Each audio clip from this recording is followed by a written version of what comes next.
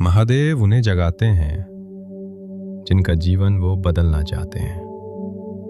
और आज तुम्हारा इस वीडियो तक पहुंचना, इसे देखना कोई इत्तेफाक नहीं है।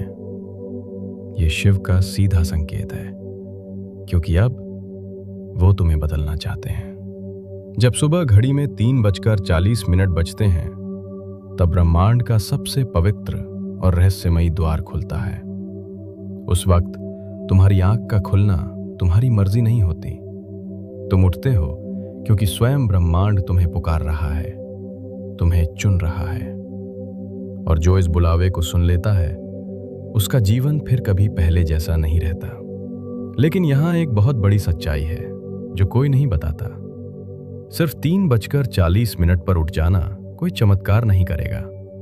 उस उठने के बाद तुम करते क्या हो, यही तय करता है कि तुम उस दैवीय ऊर्जा को ग्रहण कर पाओगे या नहीं। आज मैं इस वीडियो में वो पूरा विधान खोलने जा रहा हूं, वो 21 दिन की ब्रह्म मुहूर्त साधना का गुप्त मार्ग जो हमारे शास्त्रों में लिखा है, जिसे ऋषियों ने जिया है और जो आज भी उतना ही शक्तिशाली है।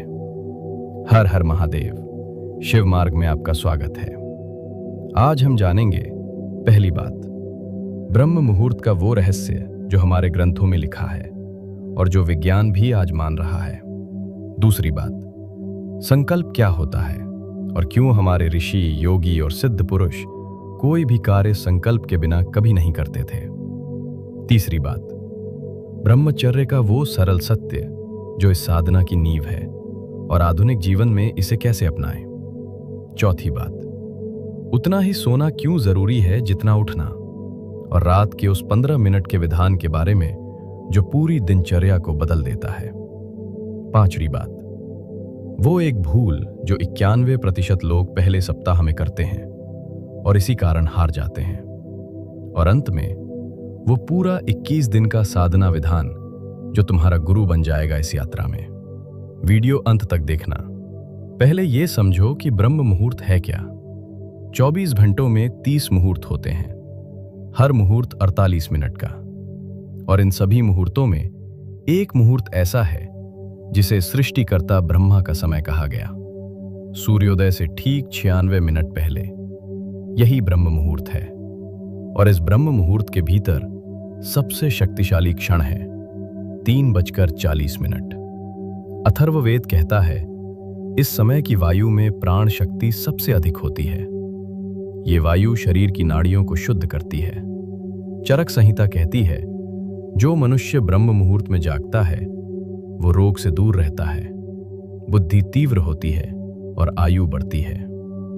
शिव पुराण कहता है, महादेव के भक्त जो इस समय उठकर शिव का स्मरण करते हैं, उन पर महाकाल की कृपा सदा बनी रहती है।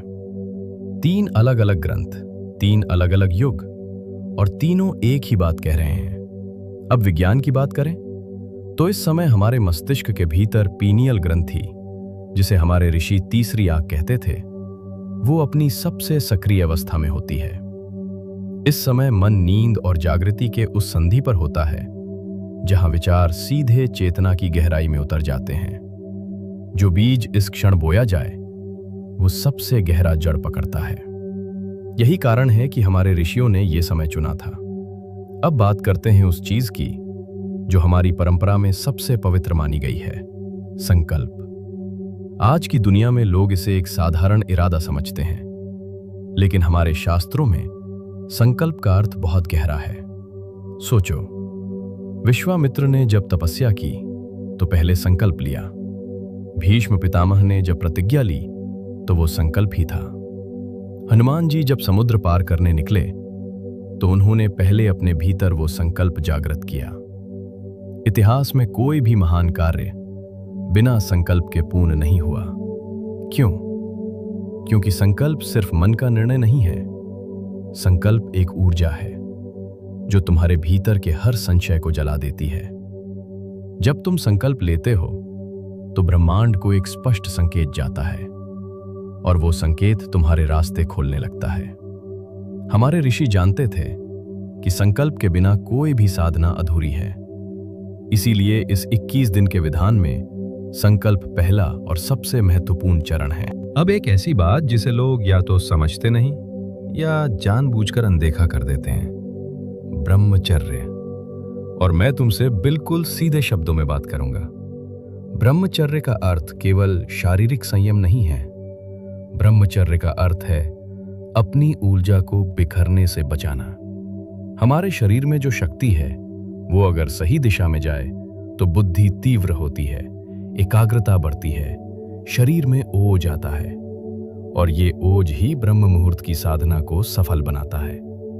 जो व्यक्ति रात को अपनी ऊर्जा व्यर्थ कर देता है वो सुबह 3:40 पर उठने की बात तो करता है लेकिन उठ नहीं पाता, और अगर उठ भी गया तो उस साधना में वो गहराई नहीं आती जो आनी चाहिए। इसलिए इन 21 दिनों में ब्रह्मचर्य का पालन करना ये कोई कठिन नियम नहीं है, ये एक उपहार है जो तुम खुद को दे रहे हो। अब एक कड़वा सच सुनो जो शायद तुम्हें चुभेगा।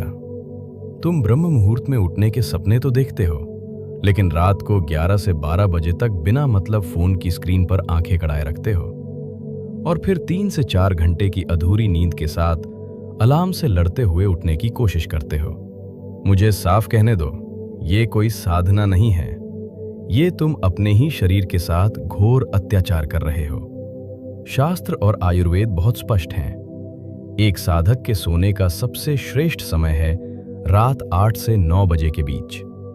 लेकिन अगर तुम्हारी दिनचर्या व्यस्त है तो तुम्हारी आखिरी सीमा रात 10 बजे होनी चाहिए। 10 बजे के बाद जागना अपनी आध्यात्मिक ऊर्जा को नष्ट करना है। जो इंसान रात 9 या 10 बजे तक सो जाता है और 3:40 पर उठता है, उसे 5 से 6 घंटे की गहरी दिव्य निद्रा मिलती है, और यकीन मानो शरीर को ऊर्जावान रखने के लिए यही पर्याप्त है। लेकिन 3:40 पर तुम्हारी आंख तभी खुलेगी जब रात की दिनचर्या सही होगी। रात को सोने से पहले 15 मिनट का एक बहुत ही शक्तिशाली विधान है। अपना ये फोन बंद करो, उसे खुद से दूर रख दो, आंखें बंद करो, मन को शांत करो, शिव का एक छोटा सा स्मरण करो और अपने शरीर को आदेश दो कि अब विश्राम का समय है। तुम्हारे सोने से पहले के ये 15 मिनट तुम्हारी पूरी रात की दशा बदल देते हैं, और जब रात शिव को सौंप कर सोओगे तो सुबह उठना कोई संघर्ष नहीं रह जाएगा, वो तुम्हारा स्वभाव बन जाएगा। और अब एक सबसे बड़ी गलती जो लोग जोश में आकर करते हैं।